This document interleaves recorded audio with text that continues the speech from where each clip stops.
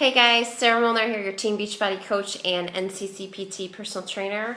I promised a video about alcohol consumption and what it does to your body, and here it is on a Friday. Usually when people have a couple cocktails or meet out for happy hour. So listen, I get people have cocktails and a beer and the football games and everything. I'm here to tell you just about how alcohol affects your body, just so you know. So maybe you won't have 4 drinks tonight and you just have 2. Or maybe during the week you'll say, you know what, I'm not going to have a beverage during the week. I'm just going to save it for the weekend. But I don't want you thinking you can save all that up either, because it's not good to indulge in alcohol on one day either. So don't think, well, I didn't have a few drinks, so I'm going to put back 7 or 8 beers today. That's worse. That's worse for your body. It's kind of like gaining weight and then losing it real quickly and then gaining it back again. It's very bad for your health to do that. And it's the same thing with alcohol too, to overconsume frequently, especially all in one day. Not a good idea. Plus you don't feel good the next day. You have that like t-shirt mouth feeling. So, and life is meant to be lived, not meant to feel like the next day. But I get things happen. I asked you guys to list what alcohol you drink so I could see, is liquor, wine, beer. Well, we got everything. There's no dominant one over the other. I will tell you, I do like beer. I do like wine. I do like my cocktails. I love dirty martinis. They are my favorite. But how often do I have it? Not often at all. I almost said not often enough. Sometimes I feel that way, not often enough.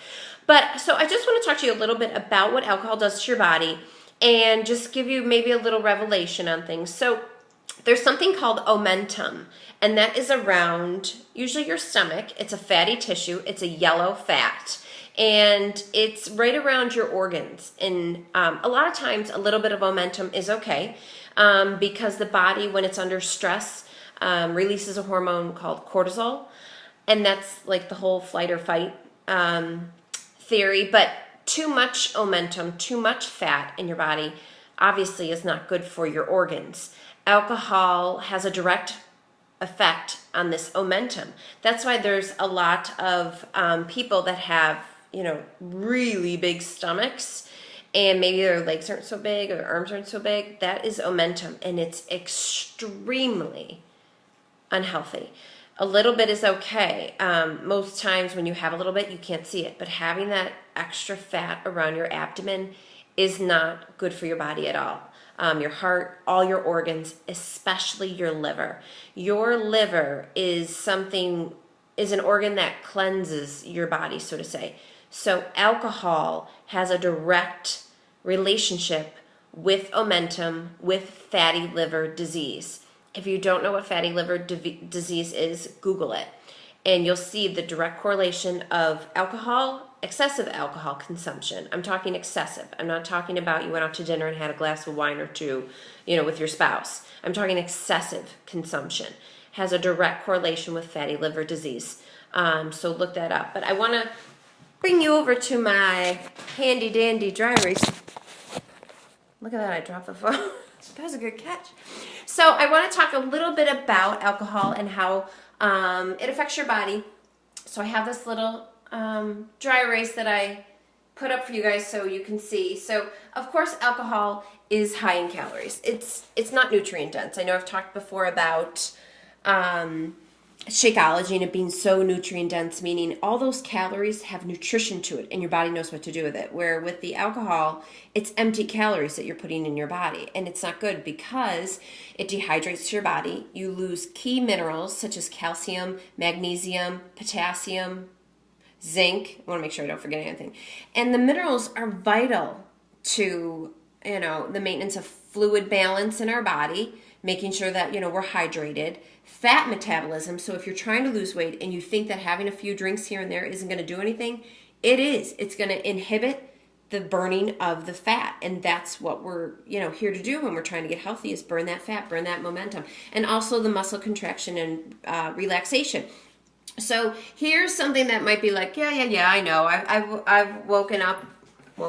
I've woke up before and I feel like I have that t-shirt feeling in my mouth, and I get the whole dehydration. But here's something that's really important, is that especially for women, and I do know men can get breast cancer, and since it is breast cancer month, this is another reason why I wanted to talk about alcohol consumption.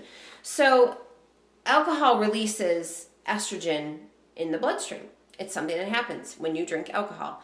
Excessive alcohol consumption releases obviously a lot. So that continuous pattern of drinking every day releases that estrogen. So, which estrogen promotes fat storage and it inhibits the muscle growth. So if you're working your butt off and you're weight training and you're doing these challenges in my accountability groups and you're sticking to your workouts and I'm pushing you, and then you're drinking like a fish and having, I always make my challengers tell me on Friday, what are you doing this weekend? What is your plan? Because that's usually when most people have a couple cocktails or a party or whatever. And I make them tell me, okay, tell me how many drinks you're going to have. And this isn't something that, you should be having 4. I don't want you to have 4.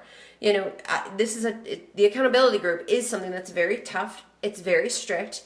It's 30 days, so you better be on your game. But I am a little bit, sensitive if there's a wedding or, a special celebration. I get that.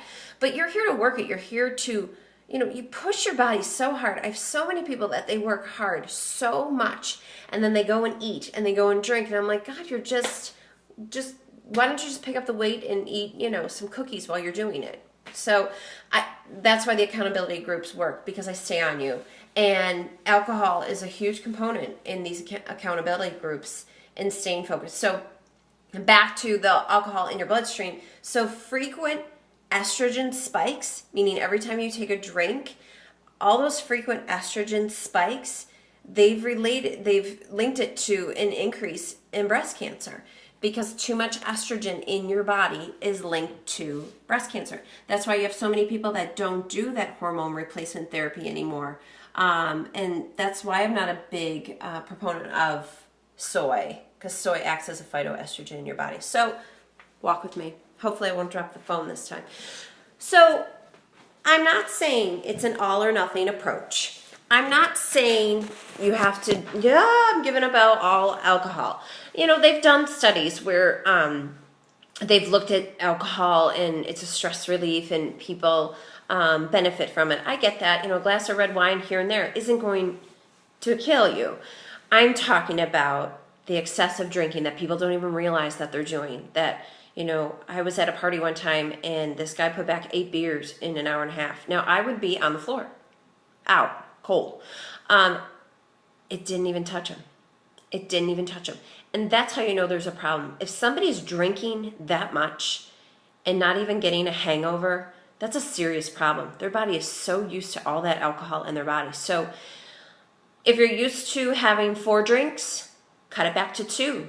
You got to know your priorities. If you want to get healthy, if you want to get strong, if you want to be fit, alcohol has to play a very little role in your diet. So I want to explain that to you all so I could be Debbie Downer on a Friday.